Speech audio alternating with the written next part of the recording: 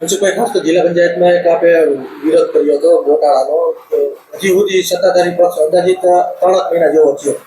આ શાસક પક્ષ અને અધિકારીઓ વિપક્ષને જવાબ નથી દેતા. સ્પષ્ટ શું?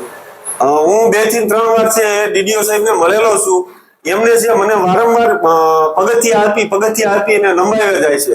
આ 3 મહિના થવા છતાં 84 લાખ રૂપિયાનો માતબર જે ખર્ચો કર્યો છે એનો રિપોર્ટ છે આપવામાં આવતો નથી. જો આગામી દિવસોની અંદર સોમવાર સુધીમાં આ રિપોર્ટ મને આપવામાં નહીં આવે તો અમે જિલ્લા પંચાયત કચેરી સામે ઉપવાસ ઉપર બેસવાની પણ અમારી તૈયારી છે. તમને એવું લાગે છે કે ડીડીઓ સાહેબે પણ ભાજપનો કેસ કરી લીધો છે કે શું? હવે પક્ષપાતી કામ કરતા હોય એવું મને લાગે. આવનારા દિવસોમાં ખાસ તો કઈ આનો ઉદ્દેશની નિકાલ કરવામાં નહીં આવે તો શું હોય છે? અમે તમામ રીતે સત્ય અને ન્યાય માટે કાયમ માટે લડશું અને આ રિપોર્ટ અમે લઈને જ જંપીશું.